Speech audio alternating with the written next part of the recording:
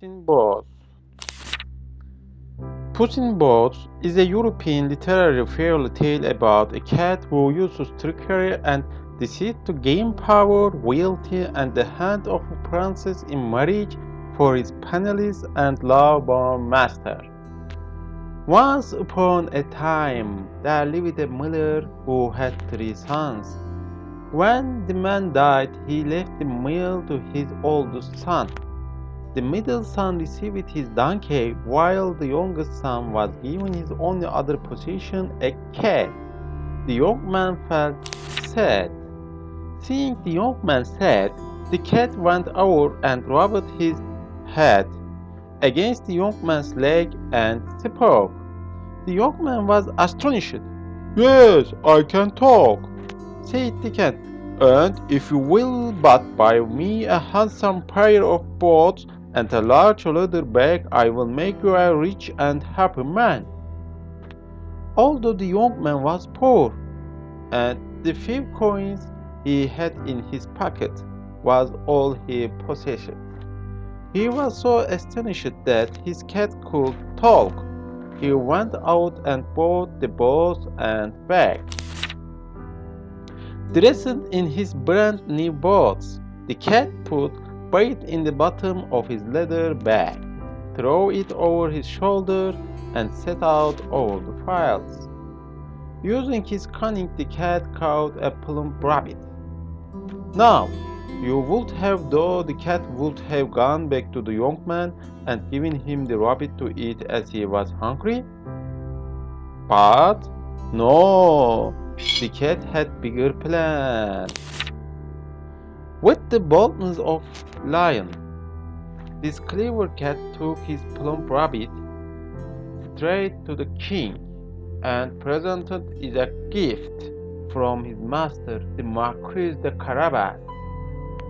As he bowed low the king, he noticed the king's daughter sitting beside him. She was beautiful, and when she smiled, the whole room brightened. He bowed to the princess, who smiled back. Every day the cat came to the king's palace presenting gifts from his master, the Marquis de Carabas.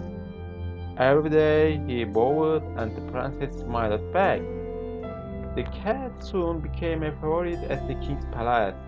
One day he overheard the king planning a carriage ride along the river bank with his daughter. He raced home and told his master, "What I say, and fortune will smile kindly on us. Opportunity is knocking on our door. Ding, ding, ding." The cat took the young man down the river. "Take off your clothes and get in the water." As soon as the young man was in the water, the cat took his torn and tattered clothes and hid them under a big stone, then waited for the king.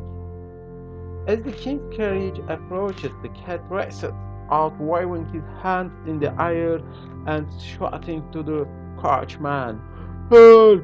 Help! My master, the Marquis de Carabas, is drowning." When the king heard the name, the Marquis de Carabas, he ordered the coach to stop and the coachman to rescue the young man from the river. The coachman followed the astonished young man out of the river. The young man tried to cover his nakedness. "Where are his clothes?" "Where are his clothes?" asked the king. "Sir, he was set upon and robbed by a wicked man who took all his possessions."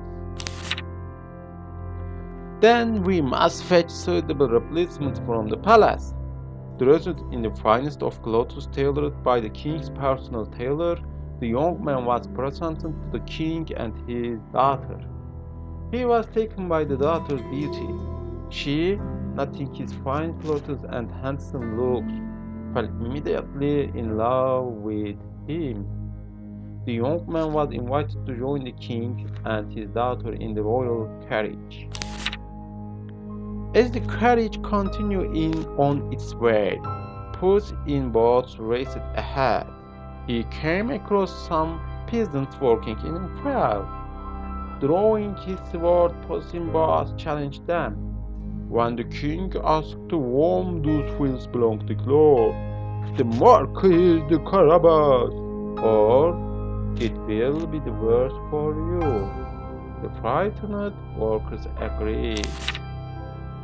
The cat then came upon a village. He told the villagers, when the kings ask whose lands are these, declare, the Marquis de Carabas, or it will be the worst for you. This fell so, and all the surrounding lands belonged to the Marquis de Carabas.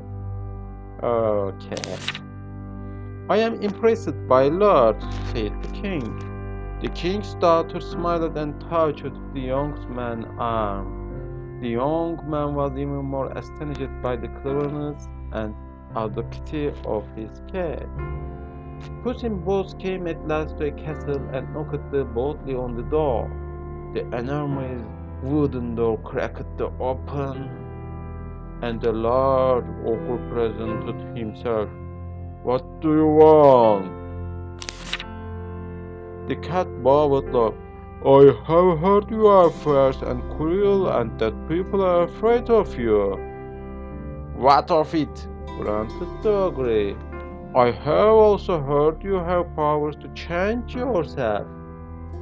Suddenly, a furious lion appeared where the ogre had stood. Puss quickly scrambled and stretched his way up an early curtain while out of reach the lion's sharp teeth.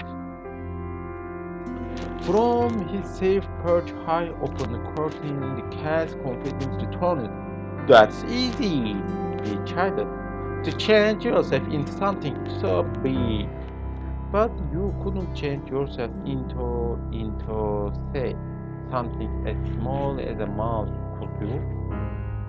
With a sneer, the ogre transformed himself into a mouse.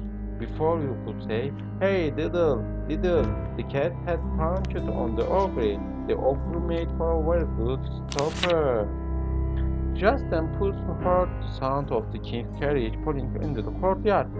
He hurried out to greet the king and his daughter. Welcome to the castle of my master, the Marquis de Carabas, your majesty. So this is your home, the king said to the young man.